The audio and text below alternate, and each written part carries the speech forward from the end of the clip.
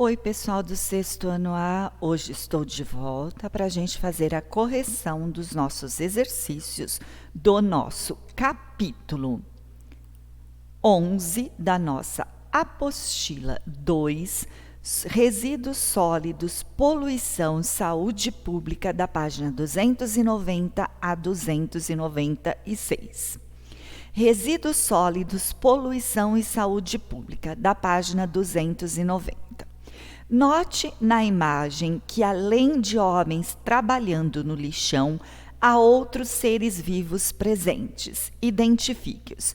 Pessoal, essa imagem aqui é aquela nossa primeira imagem do nosso capítulo, que mostra aquele lixão a céu aberto, onde tem as baratas, os ratos, o fogo, as pessoas remexendo. Aqui são respostas pessoal. Tá bem? Eu coloquei alguns parâmetros para que vocês consigam analisar as respostas de vocês, mas não tem que estar igual à minha. É importante que os alunos consigam identificar, então eu gostaria que vocês identificassem esses elementos aqui, ó. Os porcos, cachorros, ratos, urubus, pombos, baratas, moscas, mosquitos, o que correlacionam a possibilidade de transmissão de doenças. 2. Como será que esses seres vivos se relacionam com o título deste módulo? Eu dei um exemplo aqui, ó. A queima que aparece ao fundo pode ser associada à poluição do ar. O líquido que escorre pode eventualmente contaminar corpos de água, que é a poluição da água, e o próprio solo, que é a poluição do solo. Lembrando que são respostas pessoal, tá? Vamos lá. Resíduos sólidos e poluição. Resíduos sólidos e doenças, vetores ou portadores de micro-organismos causadores de doenças, que é da página 294 a 295, a atividade 1.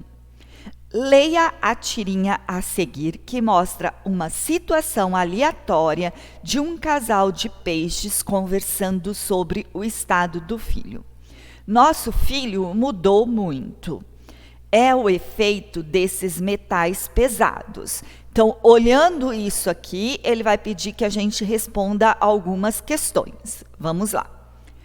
Página 294 e 295, atividade 1. Como essa situação se relaciona com os temas do módulo resíduos sólidos, saúde e doenças? O casal de peixe está comentando o efeito do quê? Dos metais pesados sobre o filho.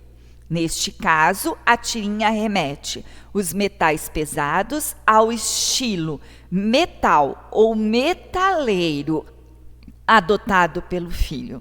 No entanto, a presença de metais pesados no ambiente está relacionada com o descarte inadequado de certos tipos de resíduos sólidos. A ingestão desses metais podem provocar doenças e, portanto, prejudicar a saúde. Gente, os metais pesados, a gente não se refere a estilo, tá? Metal, metaleiro, que é como mostrou a tirinha aqui, ó, tá vendo? Ele tá no estilo metaleiro, né? Metal. E os pais estão achando que é referente a isso. Na verdade, os metais pesados, eles, quando ingeridos em grande quantidade, eles vão provocar doenças e vai prejudicar a nossa saúde. B.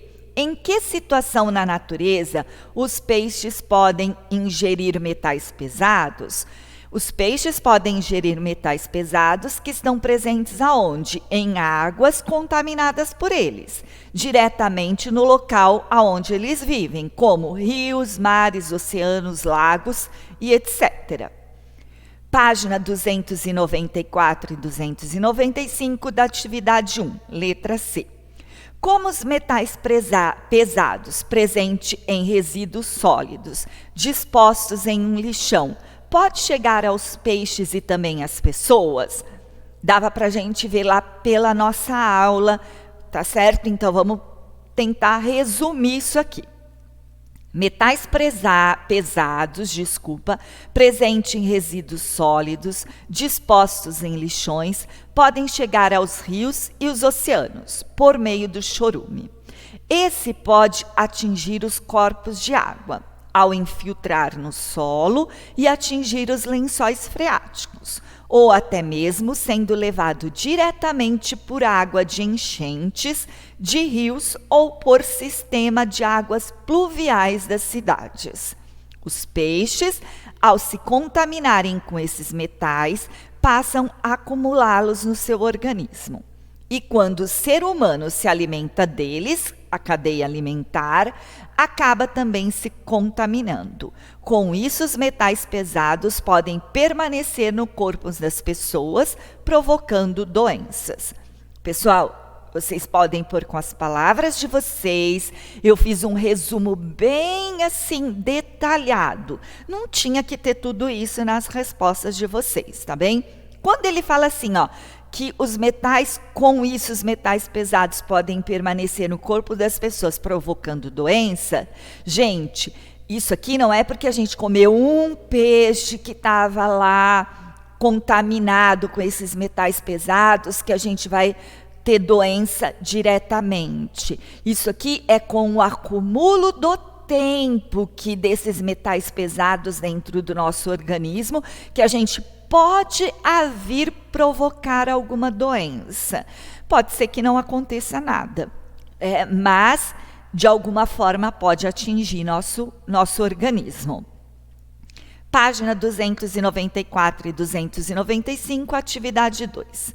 Analise o quadro da página 293 sobre doenças, vetores ou portadores, agentes causadores e a forma de transmissão para responder às questões a seguir. Lembra aquele quadro que eu coloquei na aula nossa, onde falava da mosca, quem transmitia a doença, que doença que ela transmitia, qual era o vetor, qual era o causador da doença? Nós vamos olhar nesse quadro aqui. Letra A.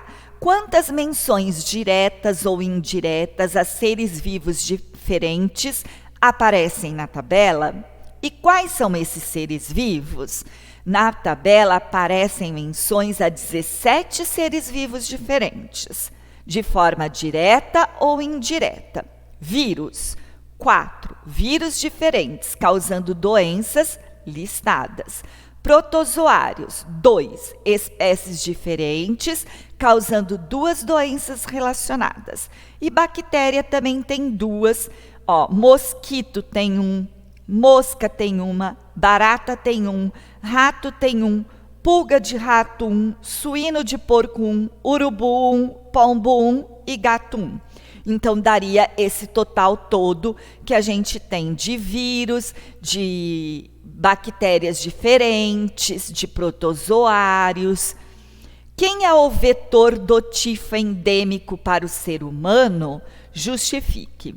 O vetor é a pulga do rato, pois por meio dessa picada a bactéria é transmitida ao ser humano. O rato é um portador, um hospedeiro do agente transmissor. C. Entre os vetores apresentados na tabela, quais podem transmitir diretamente o agente causador das doenças citadas para o ser humano? Justifique. Os vetores que podem transmitir diretamente os agentes causadores de doenças para o ser humano por meio de suas picadas são os mosquito e a pulga do rato. Vocês podem colocar com as palavras de vocês, não precisa ser igual à minha, tá bem? Saúde e a doença, página 296, atividade 2. O que você acha necessário para uma pessoa se manter saudável? Liste o que considera essencial. Espera que os alunos listem entre outras opções. Não tinha que ser necessariamente essas, tá? Mas essas são bem importantes. O saneamento básico adequado, alimentação, dieta balanceada e adequada, noites de sono bem dormidas, prevenção contra doenças por meio de vacinas, hábitos de lazer, prática de esporte e não uso de drogas. Gente, esses são os fundamentais para que a gente manter uma vida saudável. Vocês poderiam colocar outras coisas? Sim, poderiam. Tinha que pôr todas essas? Não. Era o que você considerava essencial. Essencial tem que ser o quê? O mais importante. 2. Você concorda com a afirmação? A poluição deixa o ambiente doente? Justifica. Olha, eu também espero que vocês consigam fazer uma reflexão e que vocês, considerando a poluição, qualquer que seja a sua origem, um agente agressor do ambiente, atuando assim como causador de doença para o ambiente. Bom, se a poluição é um agente causador, agressor ao ambiente, então ela vai ser um causador de doença, tanto para o ambiente como para nós seres humanos, certo? Então, quando a gente tem muita poluição em um ambiente, ela vai fazer esse ambiente ficar o quê? Doente. Este ambiente ficando doente, ele também pode transmitir doenças para nós, seres humanos. Bom, pessoal, essa é a nossa correção.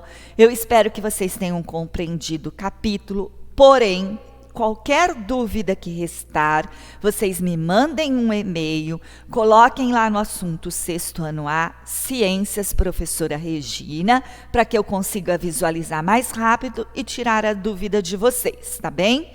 Bom, obrigado pela atenção, até a nossa próxima aula. Tchau, pessoal!